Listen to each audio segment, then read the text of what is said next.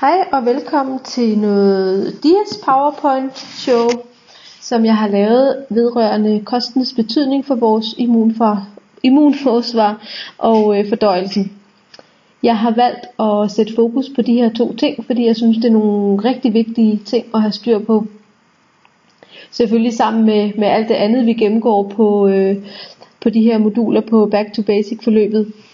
Men grunden til at jeg har valgt de her to ting, det er at det ligesom er de her to ting, som er med til at holde os sunde og raske. Og hvis især vores fordøjelse ikke fungerer, så kan det være rigtig svært at få et vægttab til at fungere. Det kan være svært at sove godt om natten. Det kan være rigtig svært at have lyst og overskud energi til at dyrke motion. Og så bliver vi måske syge, og så er der endnu mindre energi og kræfter til at holde os i gang og sunde. Så derfor så har jeg valgt at fokusere på de her to ting. Jeg har forsøgt at gøre det så nemt og overskueligt som muligt, og så let fordøjeligt som muligt. Men er der ting, som du synes er lidt svært at forstå, så kan du altid se den lille film, der er inde i Dias-showet, eller du er velkommen til at skrive til mig. Men lad os gå i gang med Dias-showet. Det vi skal tale om, det er vores immunforsvar. Hvad er det for en størrelse, og hvorfor er det er vigtigt? Vi skal tale om fordøjelsen og immunforsvaret. Hvordan hænger det sammen, og hvad betyder det? Vi skal tale om kostens betydning for immunforsvaret, og vi skal tale om kostens betydning for fordøjelsen. Vi starter med immunforsvaret og kommer til fordøjelsen lidt senere i showet. Og til allersidst så taler vi mere om kosten.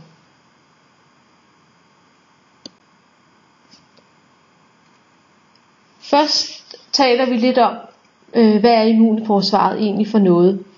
Og vores immunforsvar, det er simpelthen kroppens værn mod sygdomme. Vi har i vores krop har vi to forskellige immunforsvar, og det ene er et uspecifikt forsvar, som er det vi er født med, som er det vi også kalder det naturlige forsvar. Og så er der det der hedder det specifikke forsvar, som er det vores krop opbygger genkendelse til gennem vores liv og af de ting vi oplever. Især i barndommen bliver det her specifikke forsvar bygget op, for hver gang vi bliver forkølet, og hver gang vi oplever noget nyt i vores krop, så laver kroppen immunforsvaret til netop den her virus eller den her allergi eller noget. Så det er de to ting, der sådan primært foregår i vores krop. Det uspecifikke forsvar, det består blandt andet af vores hud og slimhinder, og det kan være vores sved og vores tårer, vores spyt, vores urin, vores hår, både på hovedet og på kroppen, den mavesyre vi har i vores mavesæk og hele tarmsystemet.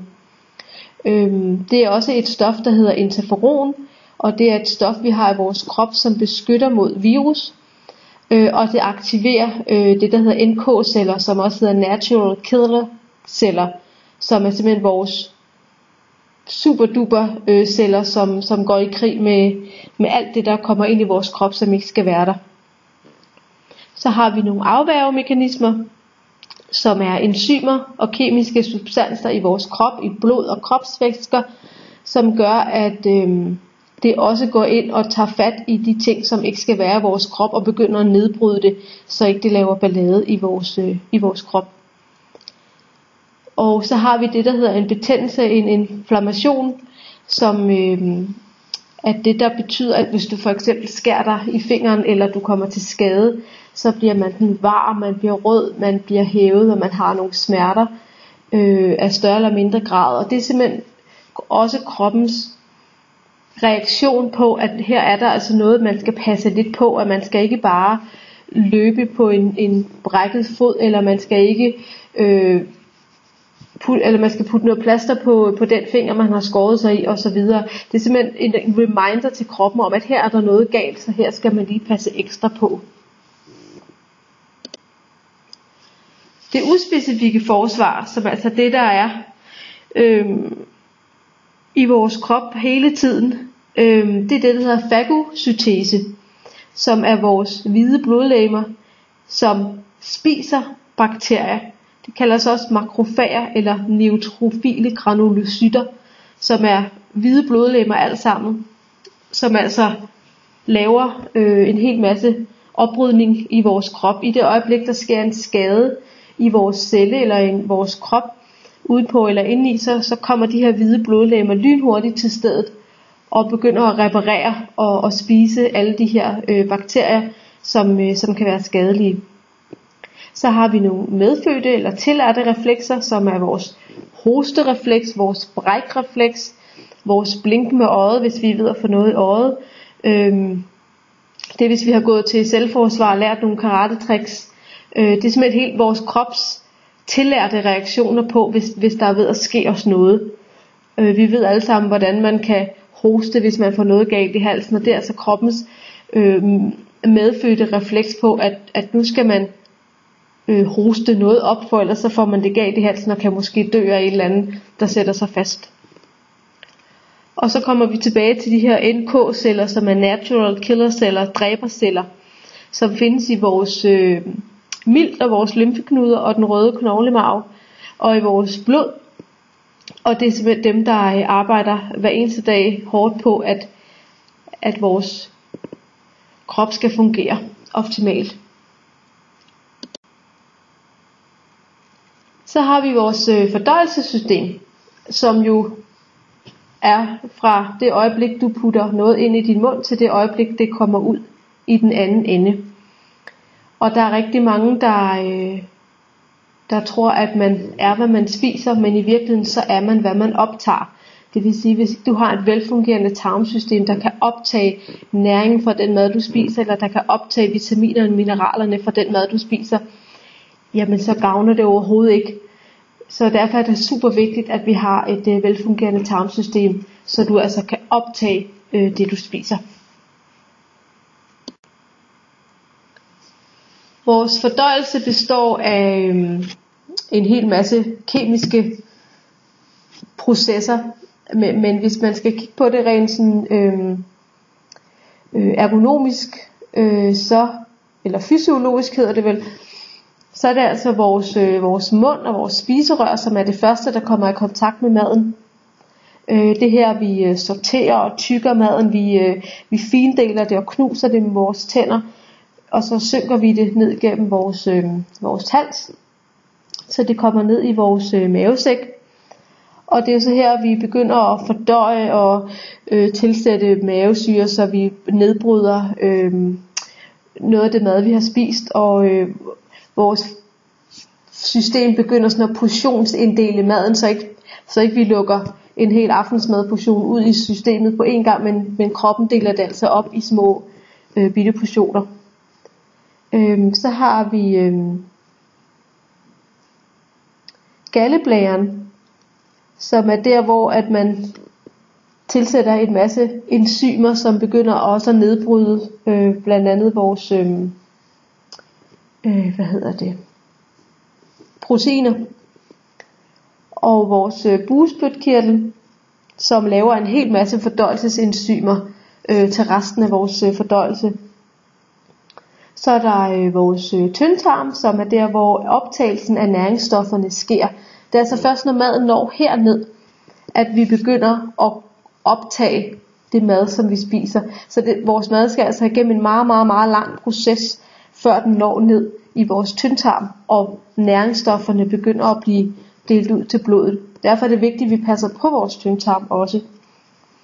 Og når alle næringsstofferne er blevet optaget, og maden ligesom er blevet presset lidt sammen, så ryger det videre ud i vores tyktarm,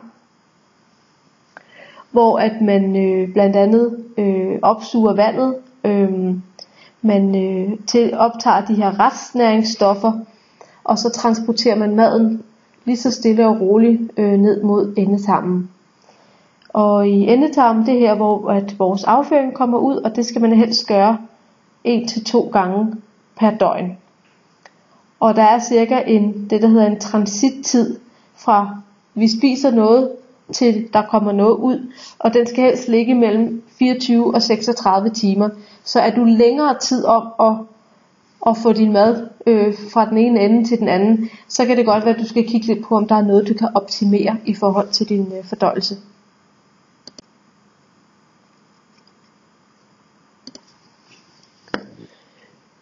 Nede i vores tarmsystem, helt nede i tyndtarmen og tyktarmen, der har vi en hel masse bakterier. Og det er det, man kalder tarmens mikroflora. Og hernede kan man finde både nogle venlige bakterier, og man kan finde nogle patogene bakterier. Og nu har jeg skrevet patogene bakterier en gang til. Jeg mener faktisk dysbiotiske bakterier. De venlige bakterier, det er dem vi alle sammen kender som blandt andet de her fra mælkesyre bakterierne og fra yoghurtene. Hvad filen er det de hedder? Det kan jeg ikke komme i tanke om lige nu. Men alle de her gode bakterier vi blandt andet kan få fra mælkeprodukter, hvis man kan tåle dem. Det er altså de venlige bakterier, alle dem der sørger for at alle processerne går godt. Og så er der de dysbiotiske bakterier. Og dem har vi, selvom at vi prøver at gøre alt for at holde dem nede, så skal vi altså have en lille del af de her dysbiotiske bakterier. Vi skal have dem i bitte små mængder, og de skal holdes lidt i skak af alle de venlige bakterier. Fordi hvis der begynder at komme en overvækst af dem, så danner man det, der hedder toksiner, og så begynder det at skade vores krop. Så vi skal altså have en lille smule af dem.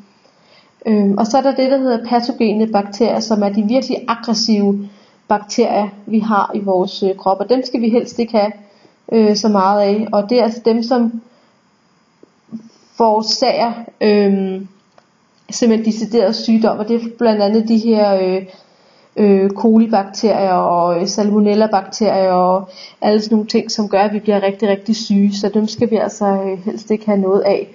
Så hvis ikke vi sørger for at passe på vores krop, så kan de her altså få en overvækst. Og det er også vigtigt, at vi passer på dem i forhold til, at der kan komme en masse ubalancer i resten af systemet. Blandt andet kan der komme ubalancer i vores mavesyreproduktion. Der kan komme sår i vores mavesæk, det der også kaldes mavesår. Vi kan få irriteret tarm, vi kan få utæt tarm, der kan være forstoppelse og diarré, og der kan være rigtig dårligt immunforsvar på baggrund af alle de her ting. Så det er super vigtigt, at man holder de her tarmbakterier i skak, og man tilføjer nogle nye og gode bakterier via den kost man spiser, eller via et tilskud. Så var der lige Tom Dias. Så kan vi så tale om, hvorfor er det, vi så bliver syge. Hvis vi sørger for at holde alle de her ting i orden, og spise alt det rigtige og gøre alt det rigtige. Men der er jo hundredvis af andre faktorer, som har betydning for vores helbred. Og det er blandt andet, hvilken kost vi spiser. Og derfor vil der altid være nogen, der bliver mere syge end andre. Og hvorfor er det sådan? Hvorfor er der nogen, der kan ryge og drikke i 90 år og aldrig bliver syge, og så er der nogen på 30, der dør af lungekræft og andre forfærdelige sygdomme? Og det er altså det, vi skal kigge lidt på nu.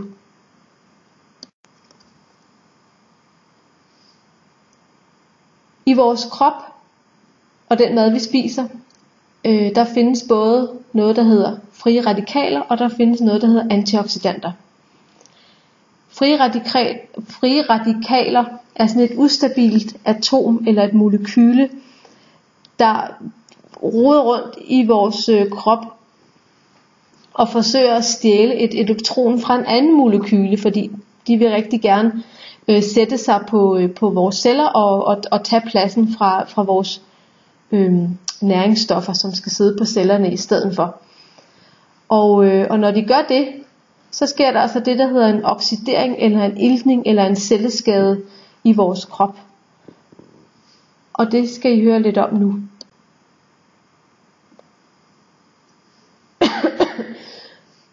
Det der sker, det er, at når vores celler bliver udsat for det her oxidering, så ruster vores celler, det vil sige, at de bliver gamle før tid. Og det er ligesom, hvis man har en gammel cykel, som står ude i regnen, så kan man også opleve, at at den står sådan og ruster. Det er fordi, der har måske været en lille revne eller en lille ubalance i lakken, og så er der kommet snavs og vand og støv og regn ind, og så begynder cyklen altså at ruste. Og det er altså det samme, der sker med vores celler. Hvis den ikke fungerer optimalt, så kan den sætte sig til at ruste.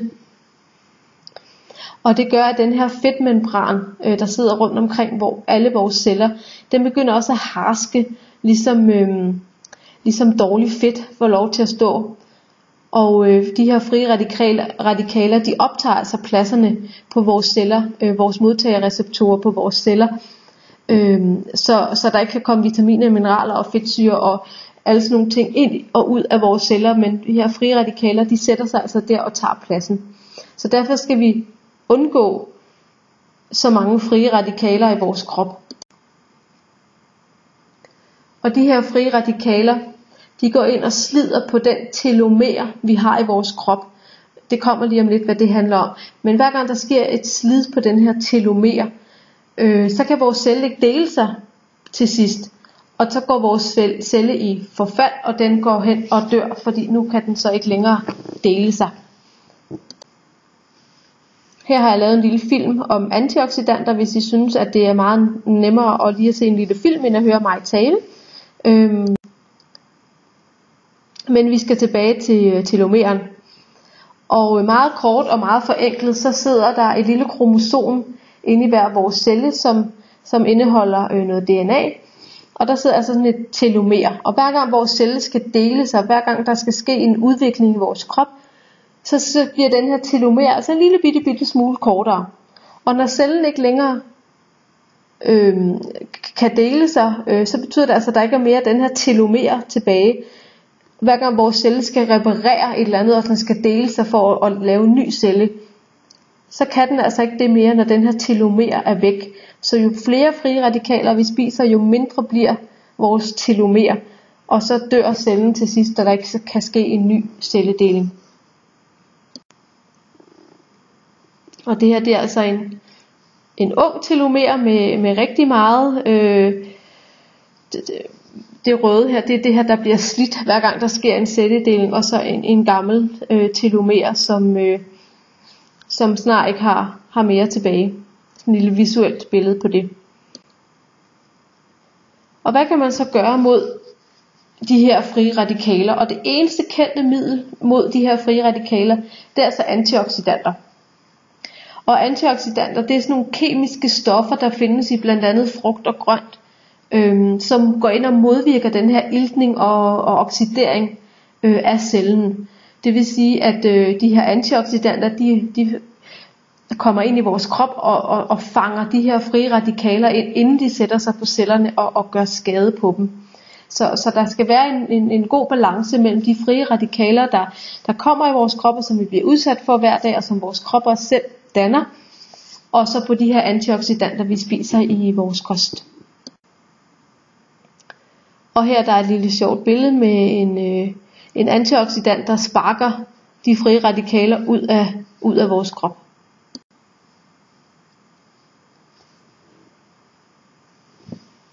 Jo mere aldring og jo mere oxidering der sker i vores celler, jo dårligere fungerer vores krop. Og det betyder, at vi kan blive syge af allergi og hjertekarsygdomme og gigt og demens og inflammation, og vi kan blive trætte, og vi bliver hurtigt gamle at se på. Vi får et rigtig dårligt immunforsvar. Der sker så mange ting i vores krop, og det er ting, der sker. Selvfølgelig bliver vi gamle, det kan vi ikke undgå, men vi kan godt gøre vores til, at vores celler bliver holdt friske og unge så lang tid som overhovedet muligt. Og det kan man gøre ved at spise rigtig mange af de her antioxidanter, som går ind og neutraliserer de her frie radikaler, og det styrker altså kroppens modstandskraft mod aldring og mod sygdom. Vores immunforsvar danner også selv nogle positive frie radikaler, som går ind og bekæmper virus og bakterier, og det er altså de ikke skadelige frie radikaler. Men igen, det er altså vigtigt, at vi spiser mange af de her antioxidanter til at bevare et sundt immunsystem, som jo er det her modul handler om.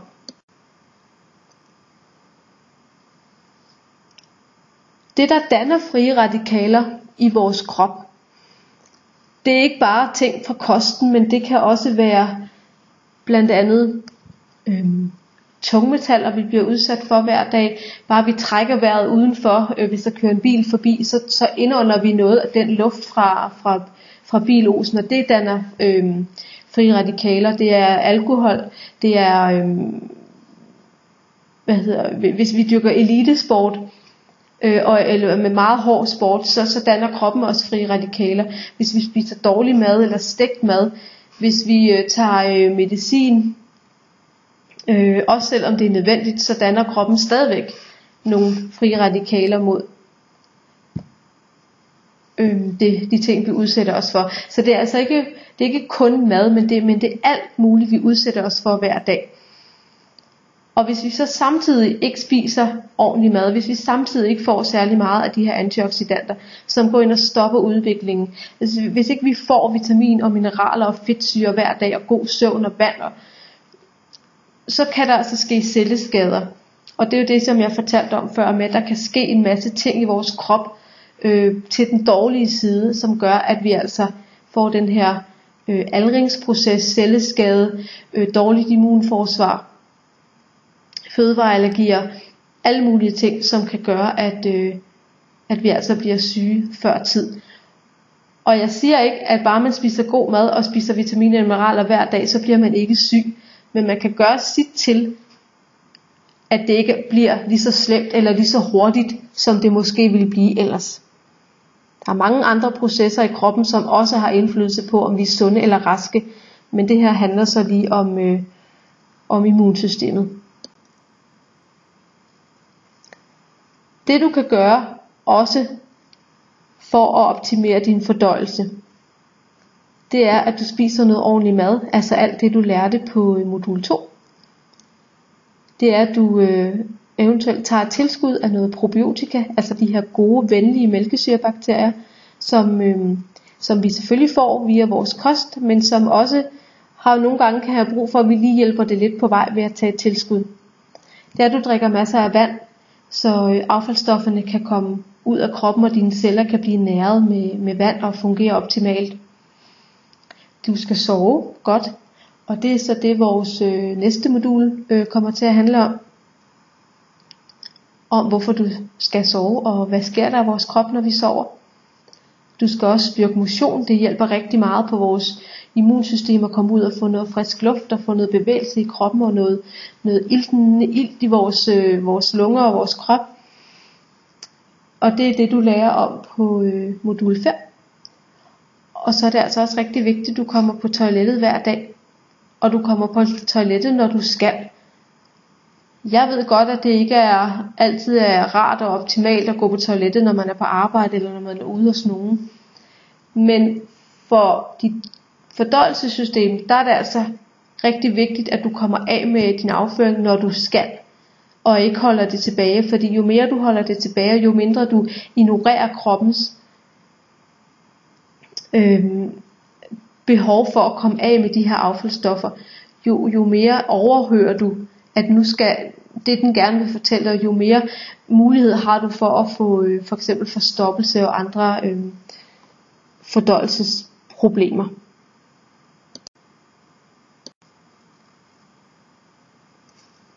Nu er vi tilbage til antioxidanterne, og man kan dele antioxidanterne ind i det, der hedder fytokemikalier. Og det kan man igen dele ind i det, der hedder karotenoider og flavonoider.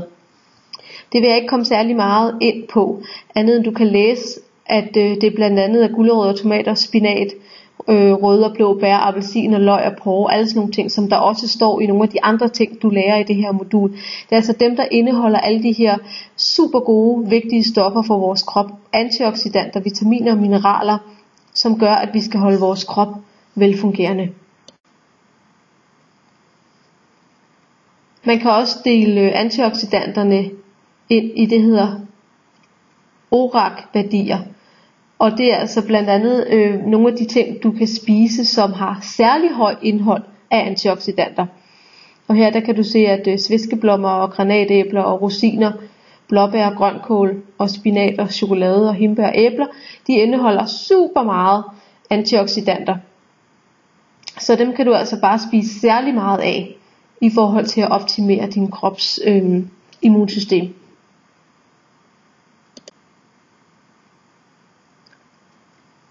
Så er der lidt om, at der findes rigtig mange dokumenterede effekter af de her antioxidanter. Og det vil jeg ikke komme så meget ind på, fordi det kan du sagtens læse selv, hvis du gerne vil det. Der findes masser af undersøgelser. Men der er blandt andet, at især de blå bær kan modvirke overforkalkning, og løgplanter har en god effekt mod kræft i lungerne, og flavonoider og C-vitamin virker rigtig godt mod mavekræft og sådan nogle ting. Der ligger rigtig mange undersøgelser på de her ting, og veldokumenterede, vel ansete undersøgelser på de her ting, så det kan du læse lidt mere om, hvis du vil det. Andre rigtig vigtige antioxidanter og sunde sager, du kan spise til din fordøjelse og fornøjelse, det er blandt andet de her ting, jeg har skrevet op her. Og sammen med alle de ting, som du også kan læse i de e-bøger og de andre ting, jeg taler om i det her modul. Og til sidst igen, det er vigtigt at sove om natten, fordi det er der, vores celler regenererer.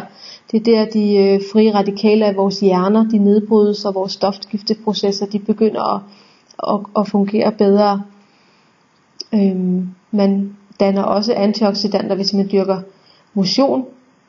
Det er både godt at dyrke lidt motion, og det kan være decideret skadeligt at dyrke meget hård elite motion. Men i hvert fald så er det lidt motion er rigtig godt i forhold til det. Men det lærer du mere om på de andre moduler. Og igen lidt generelt, som vi også har talt om på de andre moduler, og skal tale meget mere om ellers. Det er det her med at undgå nogle af de her dårlige ting for vores krop, mættet fedt, farvestoffer, tilsætningsstoffer, noget af det du lærte i modul 1 eller modul 2. Og så igen alle de her gode sager, du kan spise til din krop. Så selvom vi er ens alle sammen som mennesker, så er vi altså meget forskellige alligevel. Der er nogen, der har en god konstitution, og nogen har en dårlig konstitution. Og det kan man ikke altid vide. Man kan gøre alt, hvad man kan for at styrke sig og være hærdet mod de ting, man nu oplever i sit liv. Men der er altså bare nogen, der tåler nogle ting bedre end andre. Nogle er født med nogle arvelige ting, som kommer til udtryk, og nogle er bedre til at klare de her arvelige ting. Det handler også meget om, hvordan du kigger på dit liv. Hvis du har et lyssind eller et negativt sind, så går det også meget ind og påvirker, hvordan du er modtagelig over for sygdom og ubalancer i din krop. Så er der sådan noget som gener og opvækst, miljø og kemi og kost. Altså hvad er det for noget mad du spiser, og nogen klarer det bedre end andre. Og det er altså derfor, at man kan sige, at nogle mennesker kan klare mere end andre. Men det betyder ikke, at man nødvendigvis har et dårligt helbred. Så skal man måske bare gøre nogle andre ting. Men jeg håber i hvert fald, at du blev en lille smule klogere på immunsystemet og vores fordøjelsessystem. Det var meget, meget kort, det ved jeg godt.